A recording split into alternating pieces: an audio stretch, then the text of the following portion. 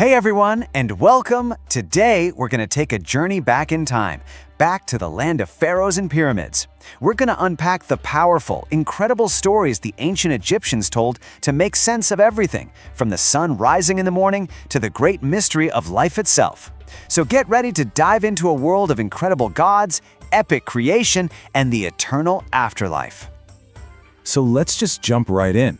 The Egyptians had this powerful image, almost like a cosmic blueprint to explain how reality works. What you're seeing is a god of the air literally holding the sky and the earth apart. But who are these figures, and how in the world did they get here?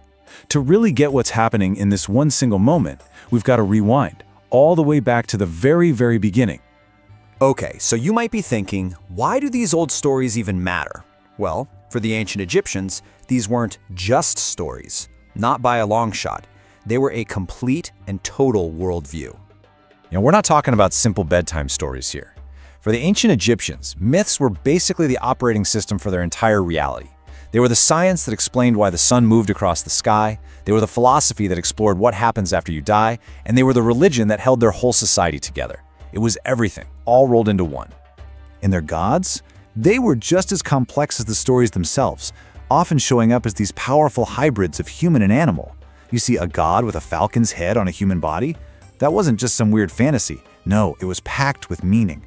It was a way to combine human intelligence with the incredible power and razor-sharp vision of the most majestic bird they knew.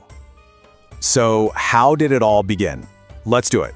Let's go all the way back to the start and explore the creation story, which begins in a dark, watery abyss called Nun. According to the priests of one of their most important cities, Heliopolis, before there was anything, before light, before land, before life, there was only none. Just try to picture it, an endless, dark, chaotic ocean of water. It was totally formless, completely silent, and it held all the potential for everything that would ever exist, just waiting. And then, out of that silent, motionless water, something happened.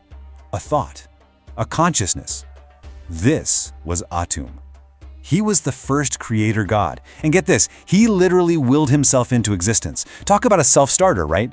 He just emerged from pure chaos, all by his own power. And here he is. This is how they pictured him. Think about it. He wasn't just a god. He was the very first solid thing in the entire universe. Atum was the single starting point, the first bit of order in an ocean of chaos, and the source from which all life was eventually going to flow. So there's Atum, all alone in this giant cosmic ocean. He performs his first act of creation. Now, the way they describe this is, well, it's pretty direct. They say he created his son Shu, the god of air, by spitting. And then he created his daughter Tefnut, the goddess of moisture, by vomiting. Together, they were the very first, most fundamental elements of the cosmos. Okay, so we've got air and moisture. The basic ingredients are there. Now the stage is set for the gods, who would literally form the physical world we all know, the sky and the earth. So from the union of air and moisture came Geb, the god of the earth.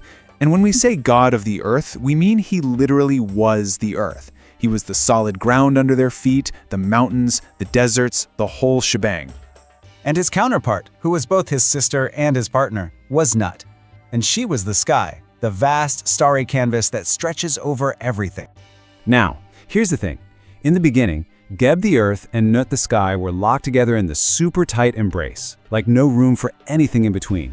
So their dad, Shu, remember him, the god of air, had to step in. He literally forced them apart, pushing Nut high up to become the heavens and holding Geb down to be the earth. And that space he created between them, that space is our world, filled with his essence, the air. And just like that, the world is formed. It was time for the great forces to step in and govern it all. So now we enter the realm of the heavy hitters, the gods of life and death, who would command the great cycles of existence. So what's the most important thing in a world like ancient Egypt? The sun, of course. And for them, the sun was a god, the great Ra.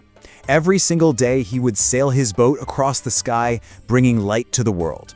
And every single night, he'd have to journey through the dangerous underworld, fighting off a giant serpent of chaos, just so he could be reborn and rise again at dawn. And just look at how they pictured him. It's so brilliant. That falcon head shows his mastery of the skies, and that fiery disc above his head, that's not just a crown, that is the sun. This image literally fuses his power, his domain, and who he is into one single, unforgettable form. But you know, for all that brilliant sunlight, there has to be shadow. Where you have life, you eventually have death. And the Egyptians had a very specific and very important god to guide them through that final, mysterious journey. And that's where Anubis comes in. Look at him, with the head of a jackal. And that's no accident, you know. Jackals were the animals they'd see roaming the edges of the desert cemeteries at dusk. So as the god of mummification, he wasn't just guarding the dead, he was the master embalmer, the one who prepared them for eternity. He is the sacred link between these powerful myths and Egypt's famous burial rituals. Now, it's so important to remember, these weren't just ideas floating around in their heads. They literally carved these beliefs into stone and built them into the very fabric of their world, creating an eternal legacy that, honestly, still blows our minds today. You look at their incredible temples, they were basically built as physical copies of these myths. These weren't just places of worship, they were thought of as the literal physical homes for the gods right here on Earth. The very stories we're talking about right now were carved into every single one of these colossal walls, making belief something you could literally reach out and touch. And they wrote it all down, you know, with incredible detail on these papyrus scrolls. What you're seeing here is a page from what we call the Book of the Dead. And it's not a Bible or a holy book. Think of it more like an instruction manual, a how-to guide for the afterlife, filled with all the spells and directions you'd need to navigate the underworld and reach paradise. And then, of course, you have the pyramids. I mean, what else are they but the biggest, boldest statement you could possibly make about your belief in forever?